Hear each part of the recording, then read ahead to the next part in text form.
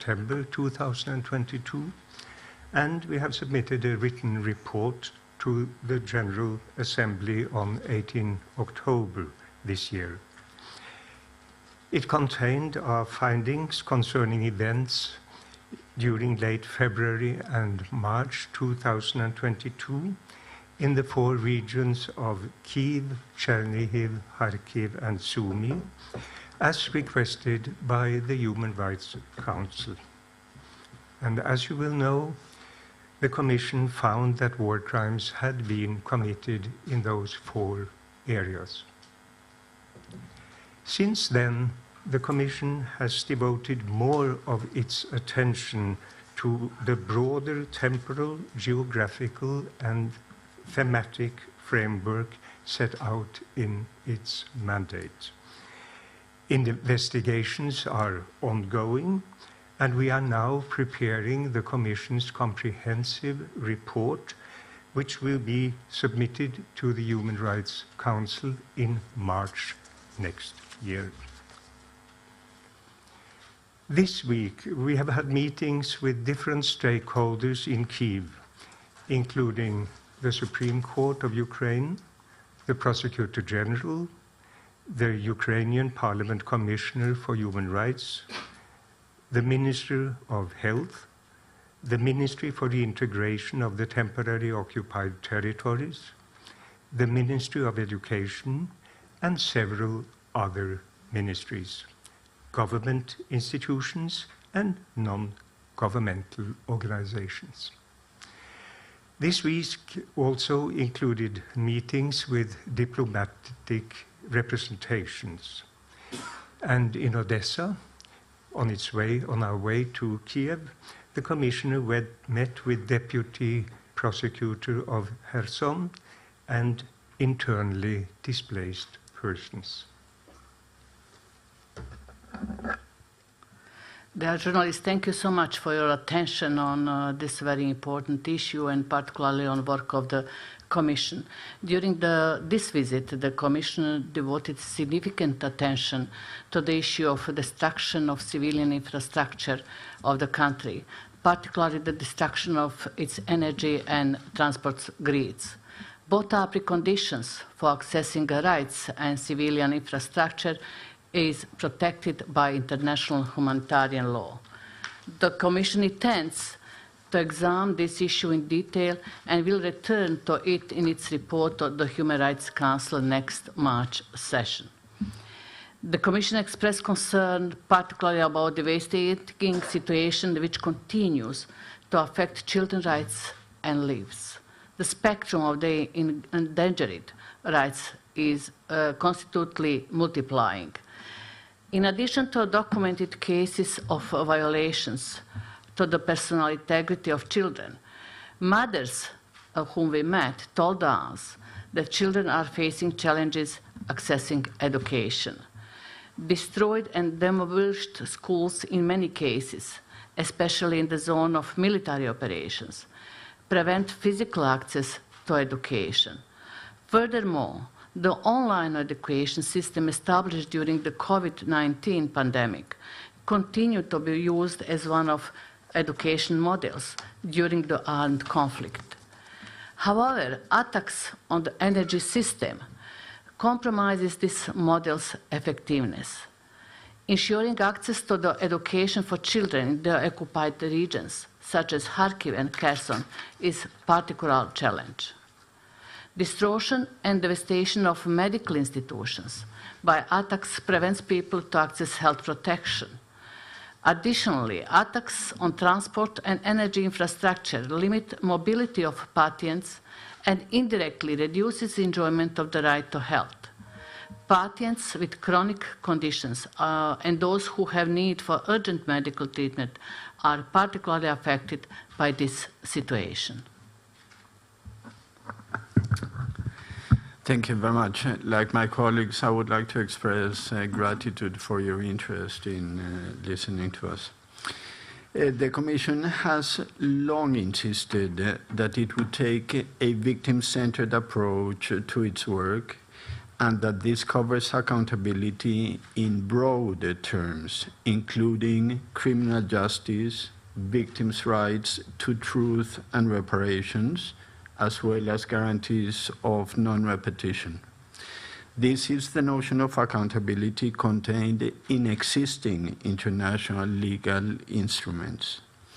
Exchanges with the stakeholders this week confirms the importance of this multidimensional conception of accountability.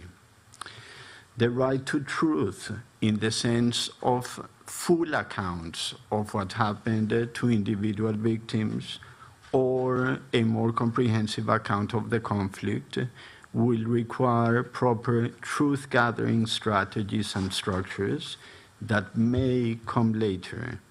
In conflict situations, it is not uncommon to begin the process by the recovery of remains and by information about missing persons. In most interstate conflict, reparations is often understood in terms mainly of reconstruction. And there is, of course, a lot of reconstruction to be done in Ukraine. But reparations goes well beyond reconstruction. The establishment of a comprehensive reparations program is a long-term process which calls for consultations with those most affected. While its final design and implementation will take time, there are some immediate steps that can be taken by the Ukrainian government without exempting the Russian Federation from its responsibility. Victims have needs that require immediate attention. To this end, the establishment of a victims registry or a victim-friendly functional equivalent will facilitate access to support services, for example, mental health and psychosocial support to those exposed to violence, including displaced persons. Consistent with our mandate, we will continue to investigate violations of international human rights law, international humanitarian law, and related crimes, and where possible, seek to identify those responsible. National and international efforts being carried out in Ukraine for this purpose are well known.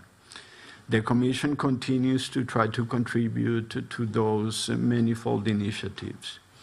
It is important to note that the achievement of criminal justice in circumstances of conflict is a resource-intensive and time-consuming exercise.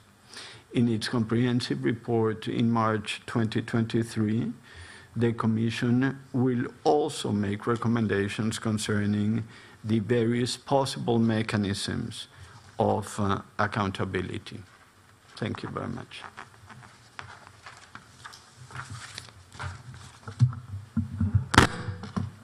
Thank you. So now we'll start taking questions from the floor. If there are any requests from the floor.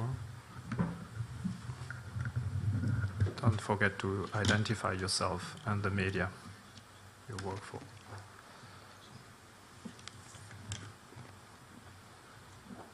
So, dear journalists, we are round of questions from the floor, right? And whom to? If, okay. Yeah, Robert Kemper, German TV, ARD. You mentioned in your first statement it's now the 10th visit of the Commission in Ukraine, and you investigated here a lot. Could you please maybe summarize again, in general, what are the key findings of your Commission in the last couple of months that you're working here in the country? We have had 10 missions in total. Most of them have been in Ukraine. 2 of them have been by commissioners, the others by investigators. Of those in Ukraine, we reached the results that are summarized in our General Assembly report of October this year. That means that we found war crimes with respect to personal integrity violations, explosive weapons, detention, sexual violations, just to mention most of them. This is rather detailed, reported on in our report, which is on our website on the 18th of October. Of course, the report of October was based on our investigations until that time, until early October. And since then, as I mentioned, the investigations have continued. Our investigators are on the ground, have been on the ground on several occasions since then, also elsewhere. And this process will continue until we have to close it in order to finalize our report. The findings in the October report referred, as I mentioned, to these 4 areas, but we have broadened the investigations, and the investigators are, and our intention is, broader now in all ways.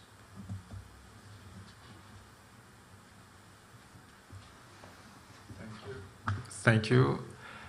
We'll take another question from the floor, if there is any. If not, we'll go to... Okay. Thanks. Nick Connolly, Deutsche Welle. I would like to ask you, have the investigations carried out by the Ukrainians on the ground, are they meeting international standards of best practice? And will the evidence gathering be of a certain level to then, in future maybe be used as evidence in international war crimes investigations and court cases? To take it. So of course, we are in a very good position to talk about our own investigations. There is a great deal of talk, as I'm sure that you are familiar with, about the notion of coordination, which involves also discussions about using common standards for evidence gathering and the accumulation and treatment of evidence. I don't think we try to make a contribution to those coordination efforts. I don't think that we are in a position to qualify the investigative work of others, other than to say that we participate in active discussions about efforts to standardize procedures, to achieve effective information sharing whenever it is appropriate, to avoid the re-traumatization of victims by the double or triple interviewing of the same victims. So in a very crowded accountability space in which there is a great deal of goodwill and people want to make a contribution to the cause of accountability, I think that we are trying to do our part to make sure that the evidence that is gathered, generally speaking, will be useful for accountability purposes, and to guarantee that the evidence that we gather is, of course, one that meets all the relevant standards. Just to clarify, you're getting to people once they've already been interviewed. Usually, you're getting to people, to victims once they've already been interviewed by the Ukrainian authorities. So this is kind of there kind of sometime after the initial, or are there cases where your teams, your investigators are the first people on the ground? Sometimes not. And the point is that we are trying to follow the best methodology possible and to avoid the problems that I mentioned before. So we do our best to rely on first sources, on interviews from victims and direct witnesses. And of course, we have very careful protocols for the conduct of those interviews as well. So I have no doubt about the thoroughness of our work. And we have plenty of evidence of the efforts that are being made by others in order to try to guarantee that the work that they do also meets international standards. But again, I don't think that it is our role to qualify the work of others. Thank you. We will take another question from the floor, and then we have journalists online also asking. So I think the gentleman.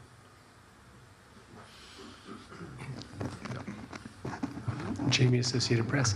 There's been talk of the creation of a special tribunal, particularly European Union. I was just wondering if you have any thoughts on that. Are you open to all forms of possible accountability? Would you be able to take a position on that idea, please? As we said, accountability for us is important, but as commissioners, we're trying to address issue how is important to make comprehensive approach to accountability issue, because too much focus only on criminal accountability will create opportunity that victims will not achieve full satisfaction. And therefore, when we are speaking on accountability, coordination and particularly communication and consultation process must be ensured. And particularly when we are speaking on the way how criminal accountability mechanism will be established. There are discussions on different models, but on the end, it is very important that the final decision will be adopted based on a very, very broad consultations, taking in account victims-oriented approach, taking in account other types of accountability. Can I just follow up on that? You said, if I understood you correctly, you said that that too much of a focus on criminality could have an impact on the ability, accountability and the redress that victims may have. Could you explain what that means exactly? I mean, should people not be focusing on the criminality? No. Opposite of that. Justice, when we are speaking on transitional justice approach, there are four components which must be implemented at the same time, because therefore named transitional justice is exactly related to extraordinary situation can happen in one society. War, conflict is such extraordinary situation which requires additional resources from the state and other actors to impose to address all consequences of the war. Those four mechanisms are truth when we are speaking, example, on missing persons for relatives of missing persons, truth on their missing fathers, sons, and so on is most important. And after that, we are coming on second mechanism, transition justice mechanism is justice, criminal justice, but after that we are coming with issue of reparation to victims. We should not forget in criminal justice, crucial role so often as evidences have victims, and if you don't provide immediately proper support to victims, example, creating a registry of victims and including also witnesses, it reduces later the ability to provide evidences in a criminal justice system. Therefore, we are saying that when we are speaking on different types of accountabilities, they must be put at the same time, and equal treatment must be, attention should be provided for all of them. And if I may, let me just add that, of course, the criminal aspect... Please put on your microphone. I think I pushed it. I agree with what was said, and it follows, of course, directly from the mandate of the Commission that the criminal side of accountability is something that the Commission shall focus on in its work and submit proposals on the various ways, including the different proposals that are launched and will probably be launched until March next year. So we are following a many-faceted approach in our work. And just to add one more point, the days in which a competition between different accountability measures was thought of is long gone. I think that now the idea is to think about the complementary relationships between criminal justice and other forms of accountability. And the Commission's position is that criminal justice is a crucial element of accountability, and not but that, and so are other forms of accountability that we would like to promote at the same time. Thank you very much. I'll give the opportunity now for journalists online to raise some questions. We will come back to the floor. I now give the floor to Mr. Yuri Aprelev from RIA Novosti, please.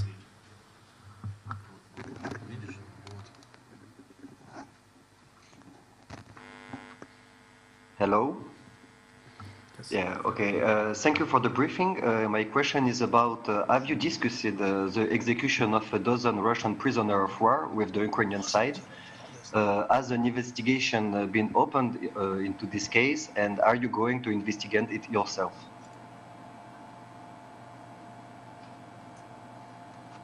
Repeat the question. Yes, I'm sorry, which particular case were you referring to? I'm referring about Makievka. Volver Turk told that the video is highly likely real, and I'm speaking about it. Are you referring to the episode with the video? Please speak to the microphone. Are you referring to the video event? Yes, to the video events. Yes. All right. We are, of course, aware of that event. It has been widely published. Needless to say, that is now being investigated by the Commission, both the video itself, its quality, authenticity, as well as other elements in order to get deeper into that matter. So that is under investigation. Thank you. Thank you. Now I'll give the floor to Mrs. Emma Farge from Reuters. Good afternoon. A question for Commissioner Most, please. Is it possible to give an overview of the new evidence of war crimes since your report to the General Assembly? And on violations of international humanitarian law, have you looked into the treatment of the dead in this conflict? There were some horrific allegations coming out of Kherson about Russia burning their own soldiers in landfill.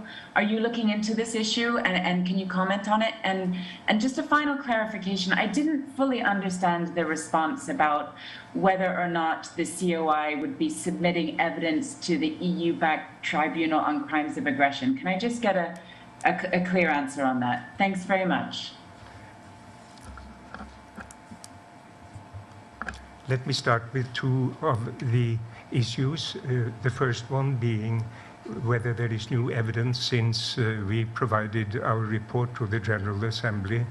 The Commission has, of course, gathered new evidence. It's now being considered, assessed with other kinds of evidence. This is a complicated and thorough process. It's not a long time since the 18th of October, so that process is ongoing, and we cannot point to particular incidents or conclusive remarks at this stage. When it comes to the issue of the Tribunal on Aggression, let me say that we are aware of that proposal. That is one of the possible alternatives of the international accountability measures that may be proposed as one of our recommendations, but we have not concluded yet. There are so many possible ways to approach these accountability issues, both internationally and nationally, and we will conclude in a clear way in March. So these were two of the questions.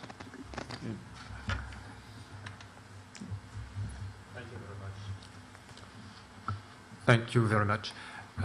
Now we can go back to the floor. Sorry, could I just follow up, because there was a third one on the treatment of the dead, please. Are you looking into that, and do you think violations have been committed here?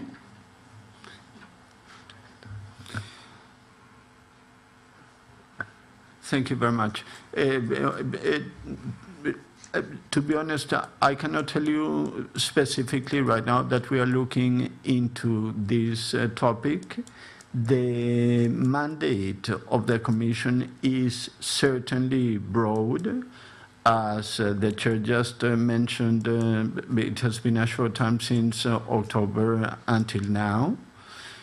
The type of behavior that you mentioned is one that would fall certainly under our mandate, and therefore I think that it may very well be the subject of our work and our investigation. But up to now, up to this point, I cannot tell you that this has become the specific subject of our work since October.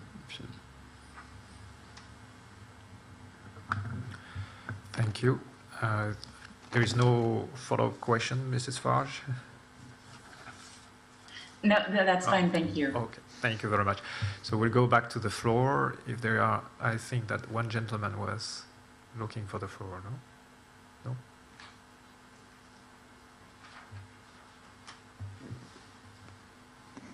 Yeah. Thank you. I'm about a question of effectiveness of Commission work. Could you say approximately a ratio between the number of cases of violation of human rights and a number of persons or other bodies pretty punished for their behavior? Thank you. To be honest, there are different statistics available related to both elements which you raised, related to number of cases and number of those who have been already punished for crime made. Therefore, we are insisting how it's important to be established a strategy for prosecution of war crime cases, and also to establish a better coordination among different actors responsible for prosecution those cases. That's what we already present in our report to General Assembly, and generally what we are using as is only cases which we have fully investigated.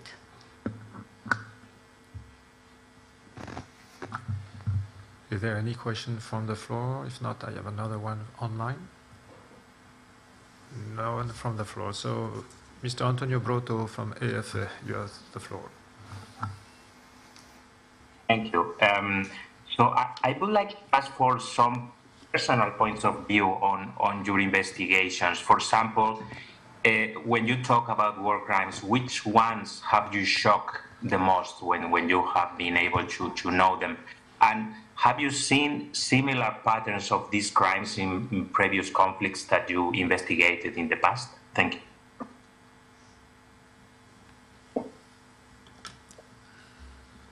Yes, okay. Please. You are raising an interesting question, but one that has to do with subjective reactions to events. And I am sure that given the extensive experience that each of us has had in different contexts, we would be able to point out events that are particularly shocking in each of the conflicts where we have worked. But making a comparison between them is particularly difficult.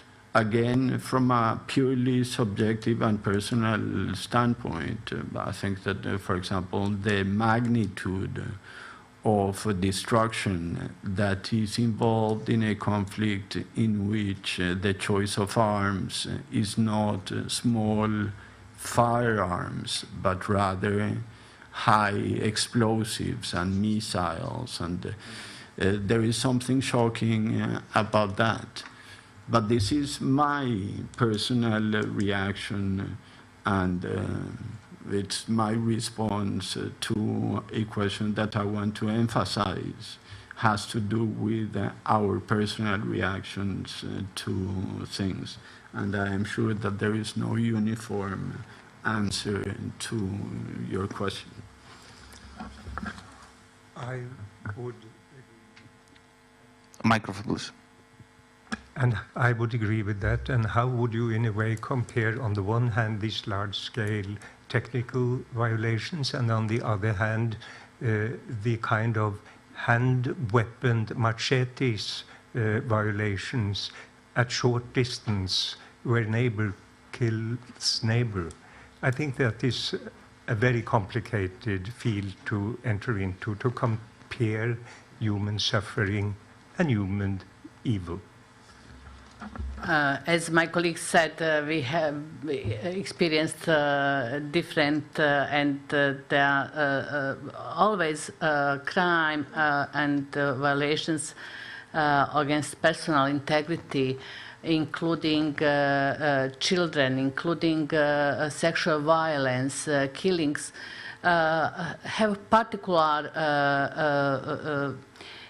intensive effects when you are investigating that, listening stories and truths, because in some way it connects with human beings, and we are speaking on human rights. But on the other side, that what is here visible is exactly a type of guns, weapons which have been used, and dimension of distortion because exactly on type of used weapons. And last thing is objects which are targeted, particularly in winter time now since October, energy sector, transport sector and so on, which prevent a big number of population and people to enjoyment of human rights. I'm saying that based on my experience from Balkans, and I know how people suffered without electricity, water and heating system.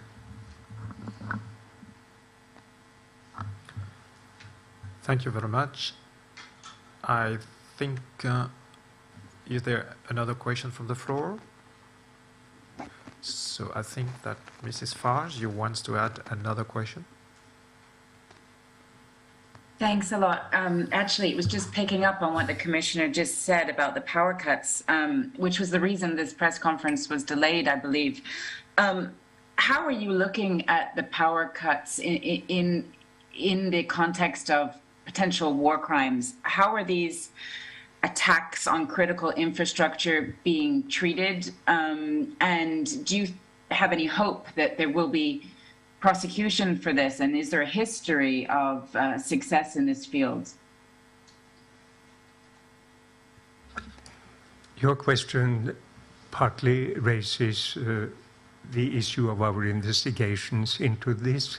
Needless to say, we are following this closely. These events have devastating consequences for a large number of people. Winter is approaching, it's already cold. It goes without saying that this is something we are looking into. I note that we have had meetings, for instance, with Ministry of Relevance in this field during this week's visit.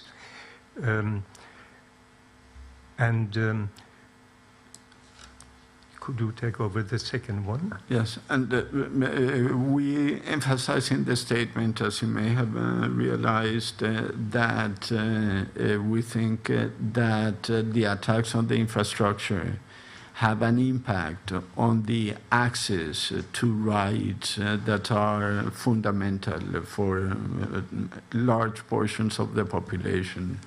Jasminka, for example, mentioned the consequences that the attacks on infrastructure have on the right to health, but also on the right to education of children. And this is just the beginning. So this is a very, very serious question for us. On the success of prosecutions for attacks on infrastructure, I think that this is a complicated question. Our intention in full consistency with the mandate is to make contributions to accountability for violations of international humanitarian law. International humanitarian law has provisions to protect civilian infrastructure. Part of the analysis that we are engaged in at present and that we will continue to engage in the coming weeks is whether these attacks constitute war crimes, and if they do, what we can do in order to make a contribution to the accountability for such crimes. But of course, this is an issue that we are working on intensively and very seriously. Thank you. I think I see FAA again. Do you want to raise a question, Mr. Broto? Yes, thank you. Okay. I would like to know if you had any obstacles to access particular regions of Ukraine or to reach particular victims. Thank you.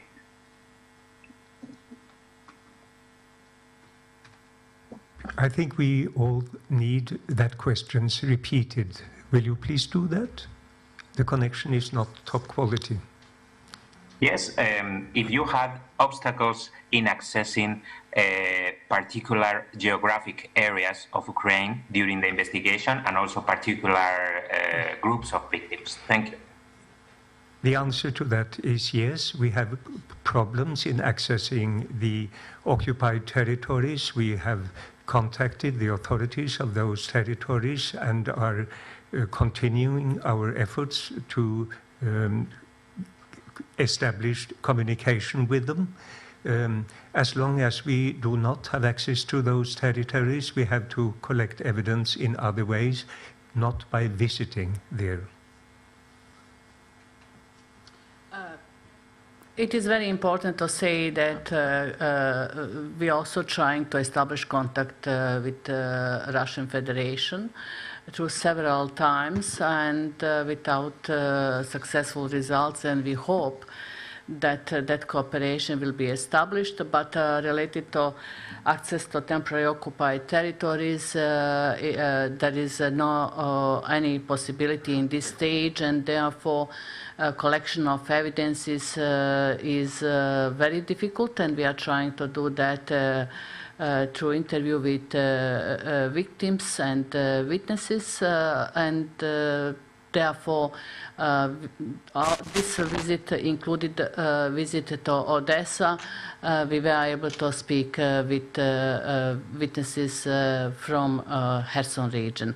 But when we are speaking also on victims of sexual violence, it is an additional problem because of still present very high stigmatization of such act, lack of readiness of victims to speak publicly on that what they passed, and definitely displacement of people not only internally into Ukraine but also abroad makes difficult our work. Thank you. I think we have no other questions from the floor or online, so I think we will close here the press conference. I recall that the statement will be available on the website of the Commission and in all languages by the end of the day. Thank you very much for your attention and for attending this press conference, and sorry for the delay. Thanks.